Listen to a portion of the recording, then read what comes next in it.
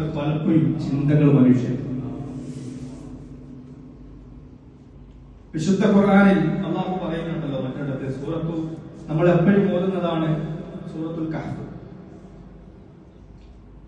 സൂറത്തുൽ കഹ്ഫിലൂടെ അള്ളാഹു പറയുന്നുണ്ട്, വദരിബ് ലഹും മസലൽ ഹയാത്തിദ് ദുനിയ കമാഇൻ അൻസൽനാഹു മിനസ് സമാ ഫഖ്തലത ബിഹി നബാതുൽ അർളി ഫഅസ്ബഹ ഹസീമൻ തദുറുഹു റിയാ വകാന അല്ലാഹു അലാ കുല്ലി ഷൈഇൻ മുഖ്തദിർ. അതുപോലെ സൂറത്തു യൂനുസിൽ ഇതിനെ വിശദീകരിച്ചുകൊണ്ട് ദുനിയാവിന്റെ ഉപമ എന്താണ് എന്ന് പറഞ്ഞുകൊണ്ട് സൂറത്തു യൂനുസിലൂടെ അള്ളാഹു പരിചയപ്പെടുത്തുന്നുണ്ട്. ദുനിയാവിൽ ഞാൻ പറഞ്ഞു വന്നത്, അള്ളാഹു നമുക്ക് അനുഗ്രഹങ്ങൾ ചെയ്തു തരും. ഒന്നുമില്ലാതെ നമ്മൾ ഈ പ്രവാസ മണ്ണിലേക്ക് വന്നവരാണ്. ഇവിടെ വന്നവരൊക്കെ ഇപ്പോ ഏകദേശം 10, 15 അല്ലെങ്കിൽ 20, 25 വർഷത്തിലായി വന്നവർ. നമ്മളൊക്കെ ഓരോരുത്തരും നമ്മുടെ നാട്ടിൽ ചിലപ്പോ ഒരു പണിക്ക് പോയി കഴിഞ്ഞാൽ 500 രൂപ കിട്ടും, 1000 രൂപ കിട്ടും. അതേസമയം നമ്മൾ ഇവിടെ വരുന്നത്, ഓരോരുത്തർക്കും ഇവിടെ വരുന്ന പ്രവാസ ജീവിതം തെരഞ്ഞെടുപ്പ് ഇങ്ങോട്ടേക്ക് വരുന്ന ഓരോരുത്തർക്കും ഓരോ ലക്ഷ്യം, എന്തെങ്കിലൊക്കെ ഒന്നാവണം. നാട്ടിൽ നിന്നിട്ട് ഒരു നിലക്കും പിടിച്ചു നിൽക്കാൻ പറ്റൂല എന്ന് കാണുമ്പോഴാണ് പലപ്പോഴും ആൾക്കാർ ഇങ്ങോട്ട് കയറി വരുന്നത്. അപ്പൊ ഇവിടെ വന്ന് നമ്മൾ 10, 15, 20 വർഷം കൊണ്ട് നമ്മള് ജോലി ചെയ്ത് കിട്ടുന്ന സമ്പത്ത്, ആ പഴയ ഒരു ജീവിതത്തിൽ നിന്ന് നമ്മൾ മാറി നല്ലൊരു പ്രതാപത്തിലേക്കൊക്കെ വരുമ്പോ സ്വാഭാവികമായിട്ടുമാണ് ആര് കയറും?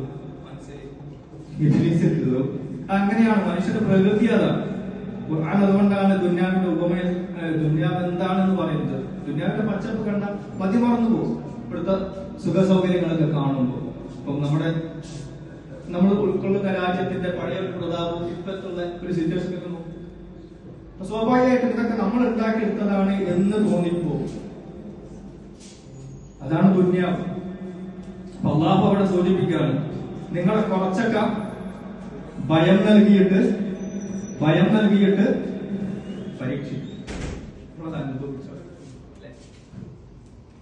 അനുഭവിച്ചു 1-2 മാസമായിട്ട് നമ്മളത് അനുഭവിച്ചതാണ്. നമ്മളിപ്പോ ജീവിതത്തിൽ അത് അനുഭവിച്ചുകൊണ്ടിരിക്കുകയാണ്. ഭയമാണ്, പുറത്തിറങ്ങാൻ ഭയമാണ്, അല്ലെങ്കിൽ വേറെ എന്തെങ്കിലും കാര്യത്തിലേക്ക് പോകാൻ ഭയമാണ്. وَلَنَبْلُوَنَّكُمْ بِشَيْءٍ مِنَ الْخَوْفِ وَالْجُوعِ وَنَقْصٍ مِنَ الْأَمْوَالِ وَالْأَنْفُسِ وَالثَّمَرَاتِ. ധനനഷ്ടം കൊണ്ട് അല്ലെ, സമ്പത്ത് നഷ്ടപ്പെടും.